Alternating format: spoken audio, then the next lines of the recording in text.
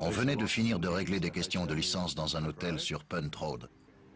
On parlait avec le gérant devant l'entrée quand j'ai entendu une explosion terriblement puissante.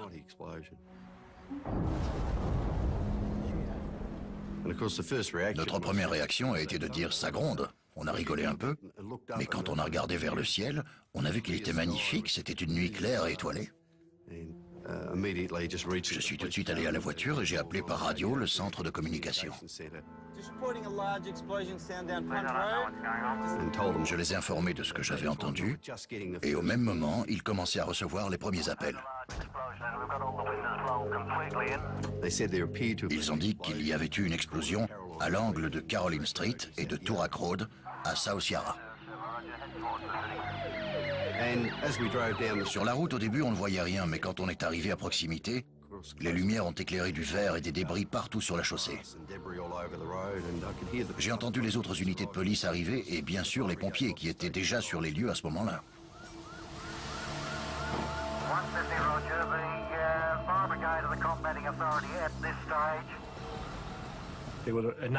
Il y avait plusieurs feux.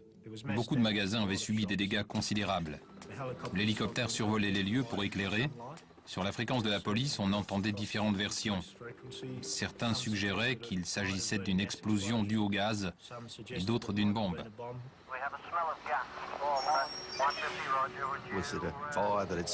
Le feu avait pris à l'intérieur de quelque chose. Il y avait un pressing au coin de la rue. Ça pouvait avoir un rapport. On ne savait pas à quoi on avait affaire à ce moment-là. Au début de toute enquête criminelle, le téléphone arabe est un vrai problème. Au moment où ils arrivent aux oreilles de la police, les témoignages sont visiblement exagérés, alors il faut prendre du recul.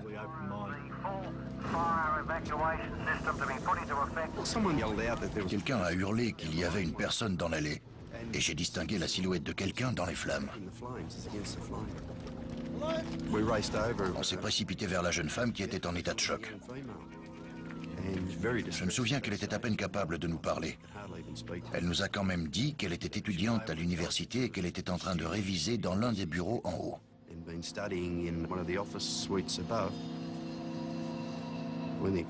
Quand l'explosion a eu lieu en dessous, sans comprendre ce qui se passait, elle a fui le bâtiment et s'est réfugiée dans l'allée où nous l'avons trouvée.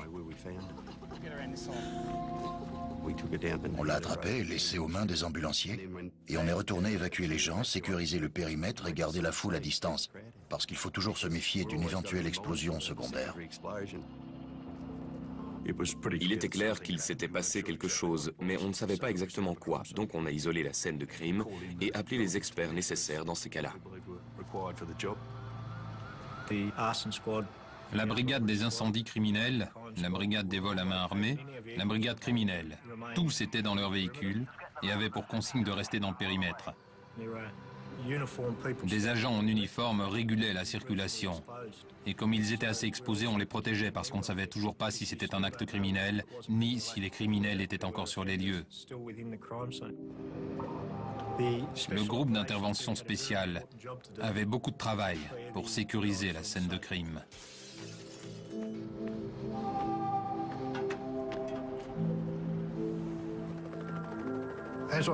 En m'approchant du bâtiment, j'ai observé une grande quantité de débris venant de la structure elle-même.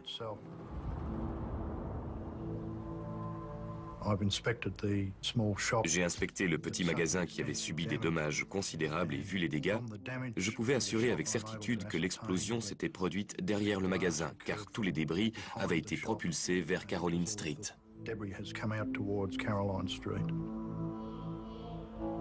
J'ai continué d'avancer et j'ai noté la présence de débris de ce qui était apparemment une voiture et qui avait été soufflée par l'explosion.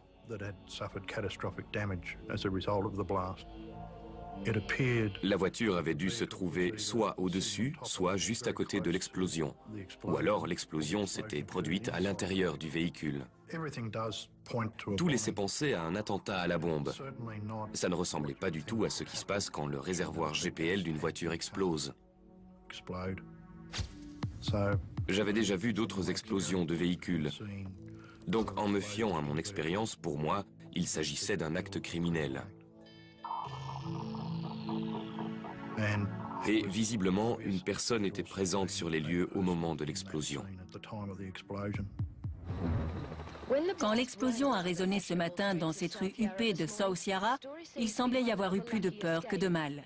Une jeune femme de 22 ans qui étudiait au 3e étage du bâtiment qui en compte 5 s'en est tirée avec une simple égratignure à la main, mais en fin de matinée, l'affaire a pris une nouvelle tournure, cette fois tragique. Le directeur adjoint de la police criminelle, Paul Delanus, a annoncé que des restes humains avaient été trouvés dans les décombres. Le corps est en centaines de morceaux. Les restes trouvés étaient sans aucun doute ceux d'une personne qui était extrêmement proche de l'engin quand il s'est déclenché. Mais il était bien trop tôt pour suggérer qu'il s'agissait du poseur de bombes.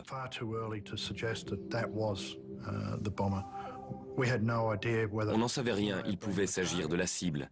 C'était peut-être sa voiture et l'engin s'était déclenché quand il était monté dedans. Il avait de toute évidence un rôle dans l'affaire, mais lequel, il était trop tôt pour le dire. Bien sûr, quand on a su ça, l'affaire a pris une autre dimension. Il y avait eu meurtre. Une voiture a été pulvérisée sous l'effet d'une explosion d'une puissance extraordinaire. Et un homme, vraisemblablement le poseur de bombes, a été déchiqueté. Des magasins et des bâtiments alentours ont été sérieusement endommagés. Parmi eux, des bureaux officiels attirent l'attention des enquêteurs. Ils sont situés au premier étage d'un immeuble 44 Caroline Street. Une réunion a eu lieu, au cours de laquelle nous avons été informés qu'on présumait qu'il s'agissait d'un attentat à la bombe et que le bâtiment visé était le consulat turc. Des agents du renseignement nous ont dit qu'à ce stade de l'enquête, il fallait probablement chercher notre suspect du côté des Arméniens. Le peuple arménien était très en colère parce que le gouvernement turc refusait de reconnaître le génocide contre le peuple arménien qui avait eu lieu en 1915. Et en 1980, 6 ans plus tôt, le consul général de Turquie avait été abattu. Le meurtre a eu lieu peu avant 10 heures ce matin. Alors que le consul général, M. Sariak Ariak, sortait de son allée, 2 hommes à moto ont surgi. Le garde du corps de M. Ariak, M. Engan Sever, qui voyageait dans un véhicule séparé, a été touché le premier. Plusieurs coups de feu ont été tirés à travers la vitre latérale de sa voiture. Les hommes armés se sont ensuite précipités sur la voiture du consul général et ont tiré au moins 8 fois à travers la vitre du conducteur. M. Ariak a été atteint à la tête et à la poitrine. Il est mort sur le coup. Je n'en étais pas certain, mais en tout cas, l'hypothèse d'un lien entre les deux enquêtes était intéressante. En général, les affaires qu'on traite sont plutôt du ressort de ce qu'on appelle des crimes traditionnels. Donc, en arrivant à la réunion, on pensait devoir chercher de simples criminels. Mais à la sortie, on a compris que ce serait un autre genre d'enquête cette fois-ci. Environ 40 minutes après l'assassinat de M. Ariak et de son garde du corps, une femme avec un accent étranger a appelé la rédaction de Channel 7 en revendiquant ces assassinats. Elle a affirmé parler au nom d'un groupe appelé les Commandos de la Justice pour le génocide arménien. L'opération en Australie a été menée par des révolutionnaires arméniens et les révolutionnaires arméniens peuvent frapper n'importe où. La femme a affirmé que les attaques du groupe visaient des diplomates et des institutions turques et elle a prévenu que le groupe planifiait de nouveaux attentats.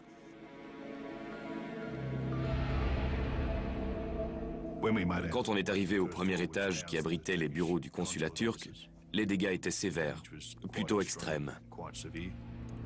Et s'il y avait eu des personnes dans cette zone au moment de l'explosion, il ne fait aucun doute que les pertes humaines auraient été conséquentes. À ce stade, pensez-vous parvenir à une identification ou est-ce impossible? Pour l'instant, tout n'est que spéculation. Nous avons une équipe spécialiste de l'identification des victimes sur place. Tout ce qu'il est possible de faire pour permettre l'identification du corps sera mis en œuvre. Dans les premières recherches sur la scène de crime, nous nous sommes concentrés sur les indices qui pourraient nous permettre d'identifier assez rapidement cette personne. Il apparaissait clairement qu'il ne fallait pas compter retrouver un doigt pour identifier la victime parce que les morceaux du corps étaient assez petits. Il y avait seulement 2 morceaux d'une certaine taille, les pieds et une jambe du mort. Ça voulait dire qu'il fallait chercher particulièrement de la peau sur les paumes de la main. C'est ce qui est utilisé dans le monde entier pour relever les empreintes des personnes et les identifier. Les membres des commandos de la justice pour le génocide arménien ont-ils frappé à nouveau? S'ils veulent avoir une chance de mettre le réseau hors d'état de nuire, les enquêteurs doivent impérativement identifier le cadavre du poseur de bombes. Tandis que les experts recueillent des parcelles de sa peau, des techniciens de scène de crime découvrent dans les décombres un indice prometteur. Dans les tonnes de gravats enlevés et examinés, on a retrouvé des fragments du détonateur et du mécanisme de retardement. C'était un détonateur au mercure. C'était un dispositif assez sophistiqué. Les choses devaient se dérouler ainsi. La bombe devait d'abord être armée, après il fallait mettre le détonateur au mercure dans la bonne position. Et d'ailleurs, il ressemblait à un dispositif anti-parasite. Donc si quelqu'un le déstabilisait ou déplaçait le véhicule, cela activait la bombe. Nous pensions que les restes humains trouvés sur la scène de crime étaient en fait ceux du poseur de bombes. Il est très probable que cette personne n'ait pas su comment le dispositif fonctionnait en détail. En d'autres termes, ce n'était probablement pas elle qui l'avait fabriqué. Celui qui avait fabriqué cet engin aurait dû savoir qu'il fallait le placer sur une surface plane. Donc la personne qui a posé cette bombe n'était probablement qu'un messager.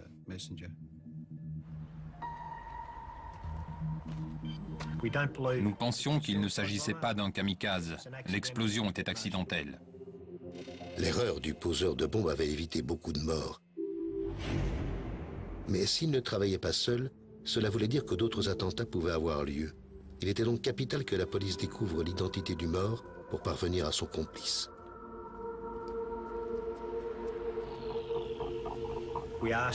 Nous avons demandé aux agents qui ont tenu cette réunion à notre intention de quel côté nous devions commencer par chercher. Et l'un d'eux nous a conseillé de chercher un nom se terminant par IAN.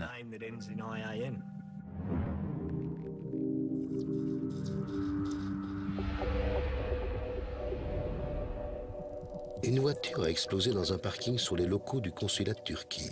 Le poseur de bombe a été tué par la détonation prématurée. Rien n'a résisté au souffle de l'explosion. Les restes de la voiture ont été propulsés dans les allées de chaque côté de la structure. L'un des membres du groupe d'intervention spéciale nous a contactés. Ils avaient retrouvé une plaque d'immatriculation abîmée. Ça nous a donné une première direction à suivre. On a fait les vérifications habituelles pour savoir à qui appartenait le véhicule et ça nous a donné une adresse dans Mortimer Street, à Heidelberg. Bien sûr, à ce stade, on ne savait pas si les propriétaires de cette voiture étaient impliqués, ni s'il s'agissait effectivement du véhicule piégé. Nous avons décidé de nous rendre directement à cette adresse parce que c'était notre piste la plus sérieuse à ce moment-là. On y est allé et on a parlé aux gens qui habitaient là. Il se trouve qu'ils avaient mis une annonce pour vendre leur voiture et vers midi le samedi précédent l'attentat, un homme était venu, avait jeté un œil rapide sur la voiture et l'avait achetée et était reparti avec. Malheureusement, les vendeurs ne pouvaient pas nous donner beaucoup d'informations. La seule description qu'ils ont pu nous donner de l'homme à qui ils avaient parlé est qu'il était de type oriental. Il n'avait ni nom ni adresse. Il devait régler la paperasserie plus tard. Donc la piste ne nous menait pas bien loin. Bien que la rue de banlieue où la voiture piégée a été achetée se trouve éloignée du consulat général de Turquie, elle n'en devient pas moins une scène de crime secondaire. Les inspecteurs de la police criminelle espèrent y découvrir de nouveaux éléments qui permettront d'identifier l'acheteur du véhicule. Je crois que c'était 2 ou 3 maisons plus bas. J'ai demandé aux occupants de cette maison s'ils avaient vu quelque chose d'inhabituel ce jour-là, et ils ont répondu que oui.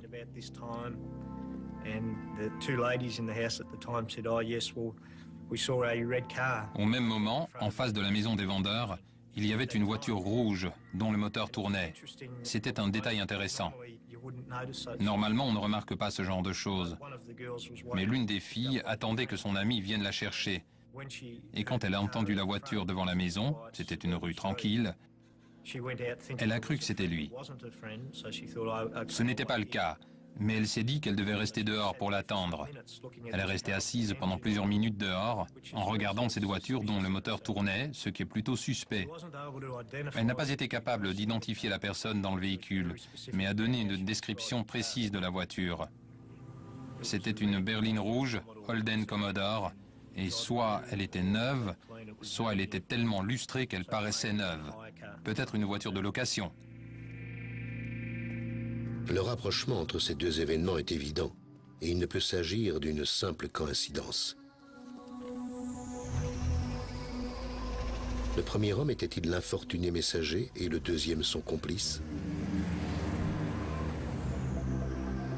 Pendant qu'on faisait du porte-à-porte et qu'on recueillait des témoignages, d'autres enquêteurs nous ont informé qu'ils avaient récupéré un portefeuille sur la scène de crime qui contenait un ticket de bus avec un nom dessus, Jacobsen.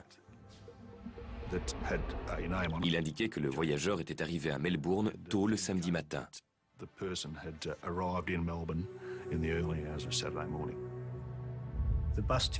Le ticket mentionnait un voyage retour et M. Jacobsen avait un siège réservé dans le car qui retournait au même moment à Sydney.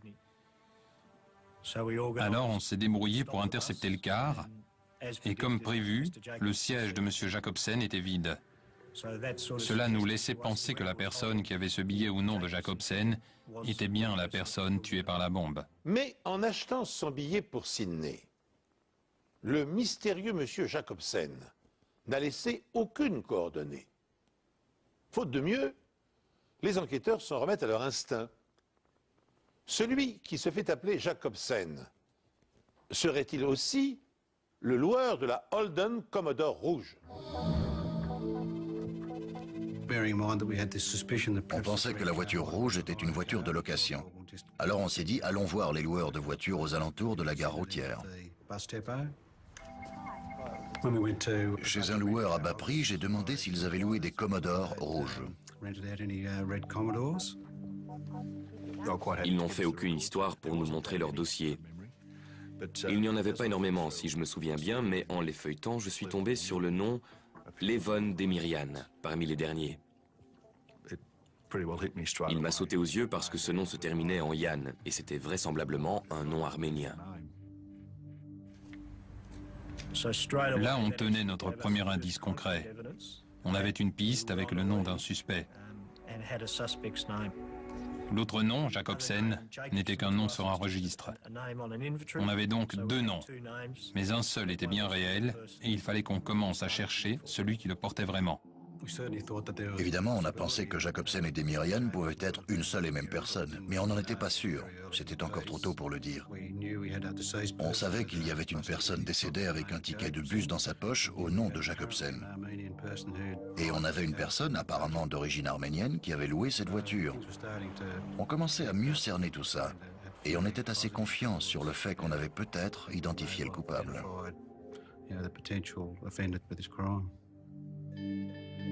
Mais dans le portefeuille retrouvé, un indice va les orienter dans une direction totalement différente. Le détachement spécial chargé d'enquêter sur l'attentat à la bombe du consulat turc a découvert deux noms importants. Un monsieur Jacobsen, qui a voyagé en car de Sydney à Melbourne, et un monsieur Demirian, dont le nom se termine par les fameuses lettres IAN. Mais ces noms ne font-ils qu'une seule et même personne? Dans le portefeuille, on a trouvé une note avec le nom Queen's Lodge Motel inscrit dessus. Or, la personne qui avait loué la voiture rouge sous le nom de Levon Demirian avait donné comme adresse le Queen's Lodge Motel. On est donc allé au motel poser des questions. Le portier de nuit a pu nous dire que Demirian ne résidait plus là. Il l'avait vu quitter l'hôtel vers 1h du matin le dimanche. C'était environ 1 heure avant l'explosion de la bombe. Et on l'a vu revenir au Queen's Lodge entre 3h et 3h15 la même nuit. Il nous a également dit qu'en revenant à l'hôtel à 3h, il avait demandé qu'on le réveille vers 6h du matin, je crois. Il est parti peu après ça. En partant, il a laissé les clés de la Commodore rouge à la réception. Ça nous indiquait que Demirian ne pouvait pas être le mort et qu'il n'était pas à l'hôtel entre 1h et 3h, sachant que la bombe avait explosé à 2h15.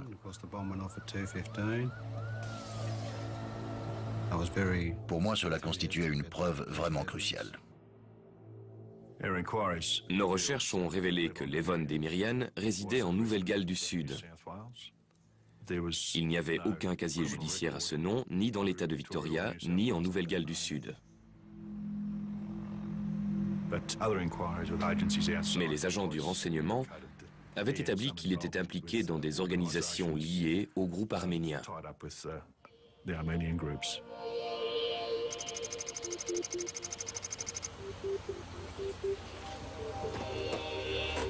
Moins de 24 heures après l'explosion de la bombe, Demirian est de retour chez lui à Sydney. Des officiers de surveillance sont sur place. Si la bombe s'était déclenchée le lundi matin comme prévu, c'est ici qu'il se serait trouvé et personne n'aurait fait le rapprochement. Mais la bombe a explosé prématurément et une piste a conduit la police à sa porte.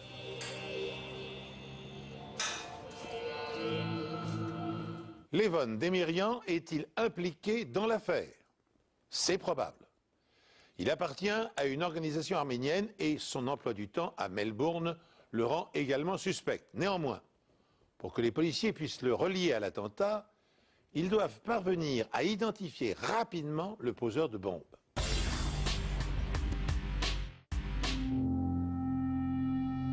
En explorant la scène de crime, j'ai repéré un certain nombre de lambeaux de peau. Ils étaient dans l'allée nord, derrière le bâtiment du consulat turc. Ils faisaient à peine la taille d'une pièce de 5 ou 10 cents. C'était juste des bouts de peau. Il n'y avait pas du tout de chair avec. On espérait naturellement qu'ils provenaient des paumes de la main pour pouvoir identifier le mort.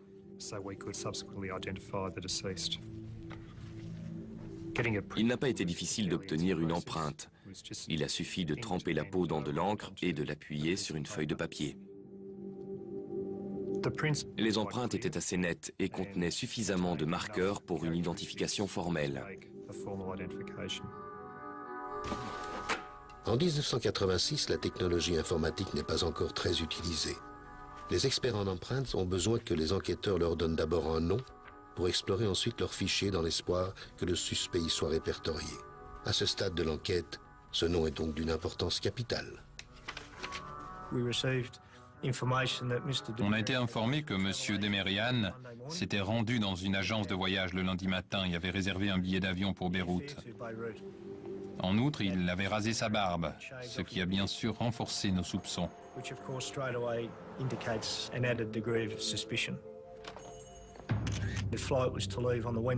Le vol réservé en question était pour le mercredi 26 au matin. On était lundi après-midi, on était tous très fatigués. La plupart d'entre nous n'avaient pas dormi depuis le samedi matin. Mais on savait que notre principal suspect s'apprêtait à quitter le pays. Il fallait absolument qu'on identifie la personne qui était morte. Alors on a concentré tous nos efforts là-dessus. Il nous fallait en apprendre le plus possible sur Levon, en particulier pour trouver ses complices et rechercher parmi eux quelqu'un qui avait disparu. Les différentes agences de renseignement et enquêteurs en Nouvelle-Galles du Sud ont suggéré qu'il pouvait s'agir d'un ami très proche de Demirian, un certain Agob Levonian. Les enquêteurs nous ont transmis le nom d'Agob Levonian pour faire une vérification avec les empreintes obtenues grâce aux morceaux de peau. Nos recherches n'ont rien donné. Ces empreintes n'avaient pas été enregistrées dans ce pays.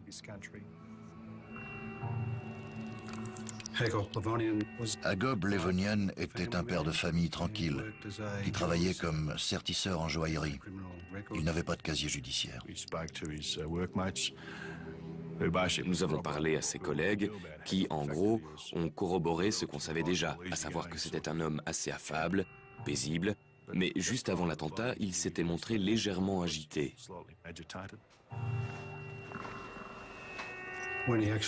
Selon son collègue, en quittant son travail le vendredi après-midi, il lui a serré la main de façon prolongée et il semblait très nerveux en disant au revoir. Il n'a pas juste dit à bientôt ou quelque chose comme ça. Il lui a donné une longue poignée de main et lui a dit au revoir. Avec le recul, on peut se demander s'il ne disait pas adieu. On était un peu perplexe parce que ça ne collait pas tout à fait avec ce qu'on savait. Le fait que M. Levonian n'avait pas prévu de mourir dans l'attentat. Mais peut-être était-il simplement conscient du risque. Transporter une bombe dans un bus public comportait forcément des risques. Levon Demirian est sur le point de quitter le pays pour se rendre au Liban. Pressés par le temps, les enquêteurs décident de ne pas attendre le résultat de l'analyse des empreintes digitales retrouvées sur la scène de crime. Supposant qu'elles appartiennent à Agob Levonian, alias Jacobsen, ils obtiennent des mandats pour perquisitionner les domiciles des deux suspects. S'ils se trompent, c'est toute la suite de l'enquête qui sera compromise.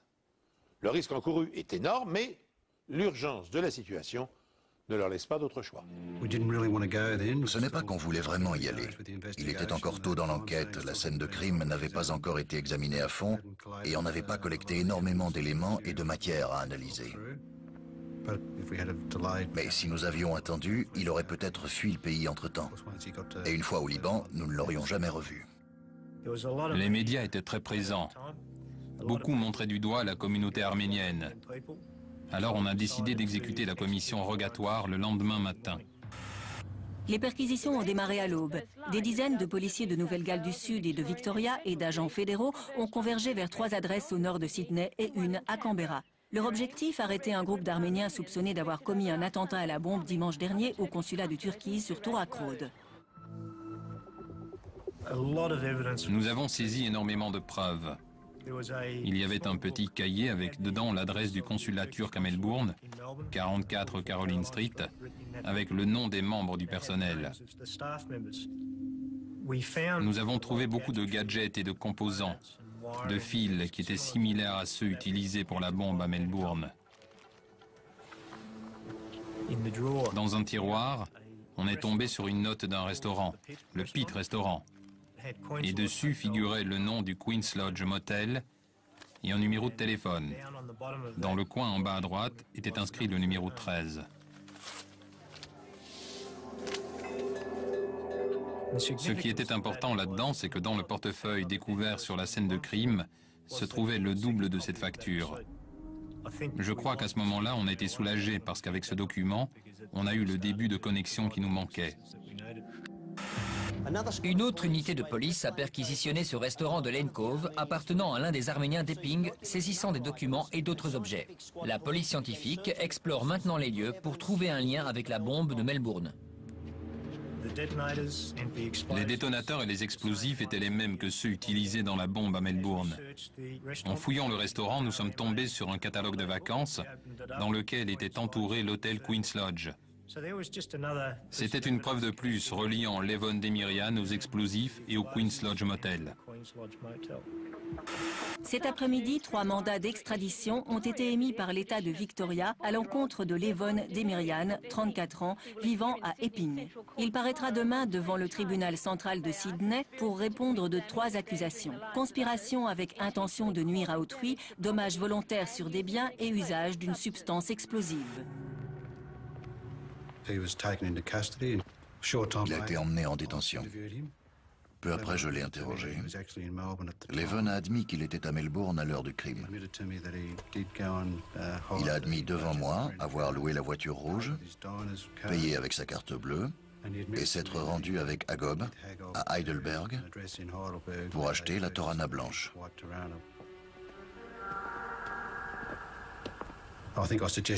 J'ai dû lui suggérer à ce moment-là qu'Agob était peut-être mort.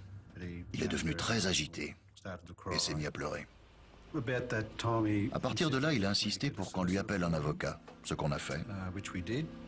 Et Levon a décidé de ne plus faire aucune déclaration au sujet de l'affaire. De toute évidence, Levon Demirian, le cerveau de l'organisation, ignorait que Levonian, son complice et ami, avait péri dans l'attentat. Alors qu'il décide de ne plus répondre aux questions des enquêteurs, une nouvelle preuve matérielle va parler à sa place. Durant la perquisition au domicile de Demirian, on a trouvé dans la corbeille à papier un duplicata du reçu de carte bleue pour le restaurant. Au dos figuraient 3 adresses. Celle du loueur de voitures au nord de Melbourne, celle de la gare routière. Et la troisième nous a fourni un autre axe intéressant à suivre dans l'enquête. C'était l'adresse du Park Royal Hotel, à Melbourne.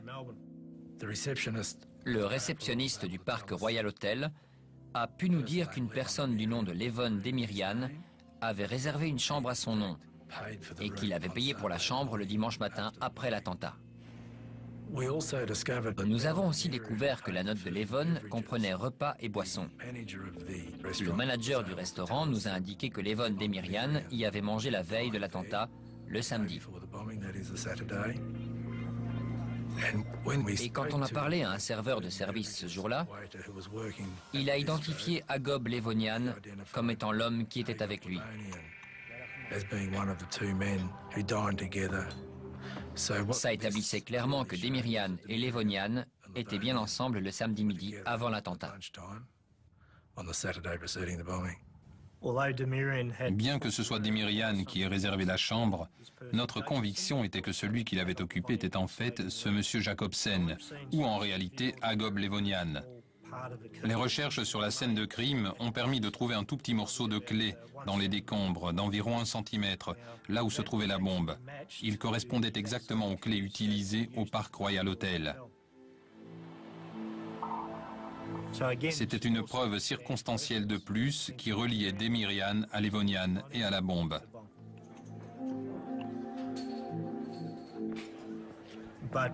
Mais on n'avait toujours pas identifié formellement la victime comme étant Levonian, et il nous incombait de le faire pour le procès. Si on voulait que Levon Demirian soit inculpé, il nous fallait prouver qu'il s'agissait d'Agob Levonian pour que le jury puisse dire que ces deux hommes avaient conspiré pour commettre cet attentat à la bombe. Au domicile de Levonian, une veste de sa penderie correspondait à un échantillon de tissu prélevé sur la scène de l'attentat. Ce qui créait un lien avec la personne qui portait le pantalon coordonné à la veste trouvée chez Levonian.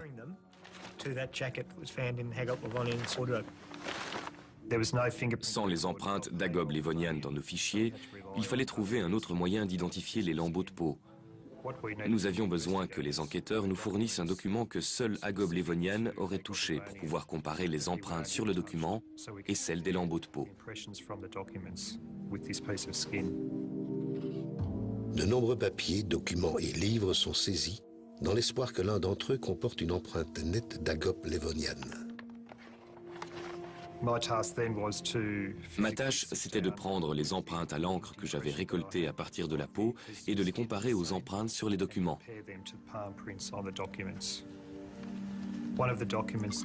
L'un des documents saisis dans la perquisition était un grand facturier.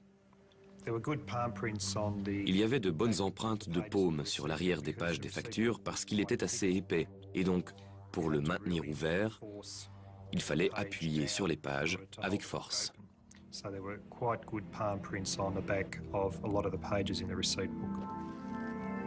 L'une des pages contenait une empreinte assez nette. Quand j'ai regardé de près, j'ai compris que le lambeau de peau que j'avais trouvé dans l'allée portait la même empreinte que celle qui était au dos de ce livre de facturation. Il était le seul à utiliser ce facturier. Par conséquent, la personne qui avait explosé avec cette bombe était effectivement Agob Levonian. En 72 heures, les enquêteurs sont parvenus à identifier formellement le poseur de bombes et à réunir un nombre impressionnant de preuves indirectes reliant Levonian à Demirian, les auteurs de l'attentat.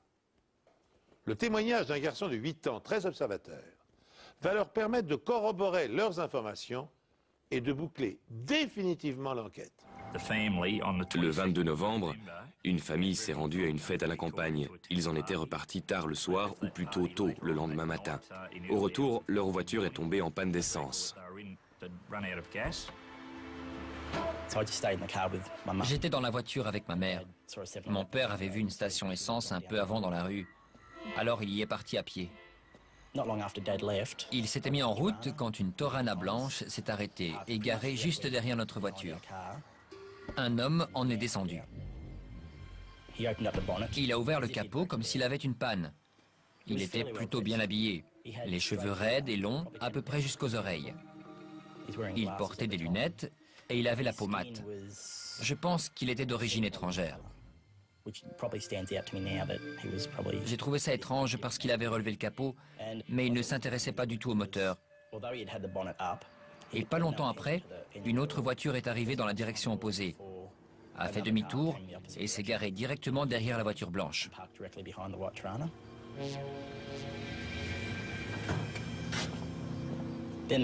Un type est descendu de l'autre voiture.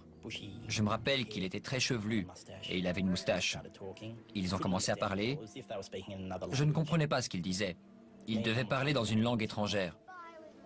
Moi et ma mère, on était lancés dans un jeu à ce moment-là. C'est sûrement à cause de ça que je me rappelle autant de choses. Je me souviens qu'on a parlé de la plaque d'immatriculation, une plaque en noir et blanc. Et dessus, il y avait écrit Victoria.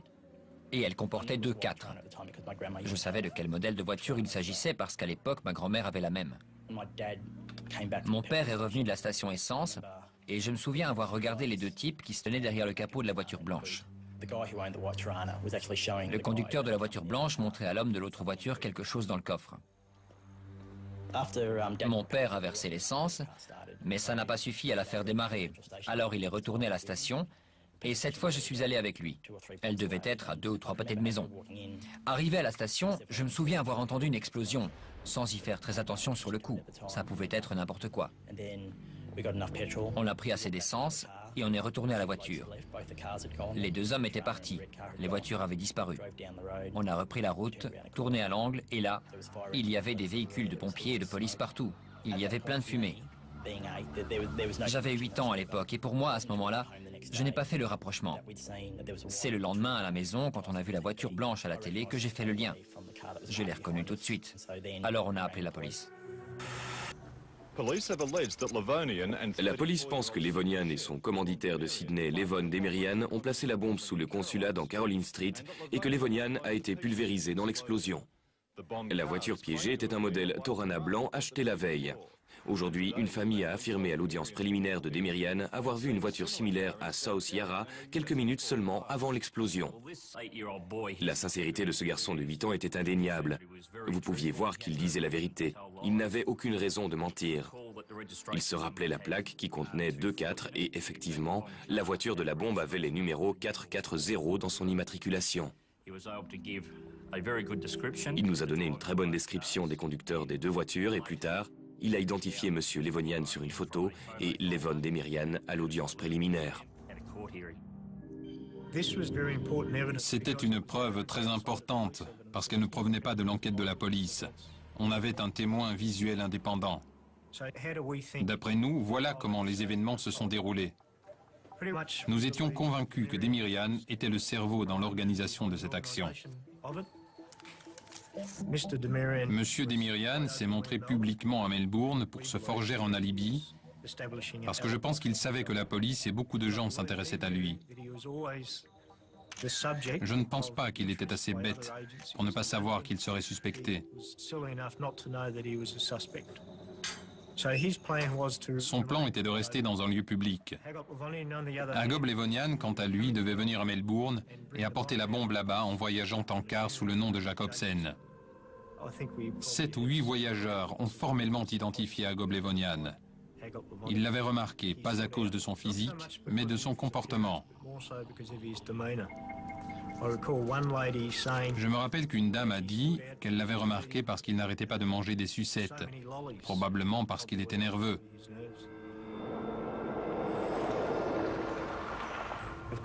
Bien sûr, Levon Demirian a admis avoir loué la Commodore rouge et être allé chercher Agop Levonian à la gare routière. Les inspecteurs sont convaincus qu'après avoir acheté la Torana, les deux hommes ont déjeuné ensemble. C'est probablement en sortant du restaurant qu'ils ont échangé leur voiture. Demirian a alors confié à son ami Agop Levonian le soin de transporter la bombe devant le consulat de Turquie et d'amorcer le détonateur. Ensuite, Agop a pris la Torana blanche et l'a garée derrière le consulat turc. Lorsqu'il est descendu de la voiture, il est allé à l'arrière du véhicule. Ensuite, Agop Levonian a placé la bombe dans le sac sur la banquette arrière, mais il ne l'a pas posée à plat. Ou plutôt, il l'a posée à plat, mais la banquette n'était pas une surface plane. Dès qu'il a installé le détonateur dans la bombe, comme la surface n'était pas plane, elle a explosé. Finalement, c'est la sophistication de la bombe, gage supposé de son efficacité, qui permettra à la police d'assembler les pièces du puzzle. Si Levonian n'avait pas fait une erreur avec le détonateur, l'affaire n'aurait peut-être jamais été résolue. Demirian a été inculpé de meurtre, conspiration en vue de nuire à autrui et destruction de biens. Il y a 20 ans, il n'y avait pas de chef d'accusation spécifique au terrorisme. Les charges retenues étaient donc uniquement liées à ces crimes. Au terme de 13 jours de procès, le procureur de la Couronne a accusé Levon Demirian et son ami Agop Levonian d'avoir conspiré pour faire sauter le consulat turc pour protester contre le refus des Turcs de reconnaître le génocide arménien. La défense de Demirian, David Galbali, a prétendu que son client avait été trompé par son meilleur ami et ne savait rien de son plan de faire exploser le consulat. Le jury, composé de 6 hommes et 6 femmes, a commencé à délibérer juste avant midi aujourd'hui et peu avant 17 h, son président a indiqué qu'il était parvenu à un verdict. Coupable pour les charges de conspiration et meurtre. Demirian devra purger une peine de 25 ans de prison. Les 10 ans pour conspiration seront confondus dans cette peine. Monsieur Justice Kay a adressé une mise en garde explicite à tous ceux qui seraient tentés de conspirer en vue de commettre des actes de terrorisme. Levon Demirian a fait appel de la sentence. La condamnation pour conspiration a été confirmée, mais celle du meurtre de son meilleur ami ayant été abandonnée, sa peine a été réduite à 10 ans de détention. Peine qu'il purge toujours dans un quartier de haute sécurité. À la suite de cette affaire, la législation australienne a considérablement alourdi les charges retenues contre les auteurs d'actes terroristes. Sachez encore, pour l'anecdote, que si vous visitez un jour le musée de la police de Victoria, vous pourrez y découvrir des débris divers récupérés sur le site de l'explosion. Ainsi se termine cette émission. Je vous remercie de l'avoir suivi et de nous rester fidèles. Je vous donne rendez-vous bientôt sur cette antenne pour une nouvelle enquête impossible.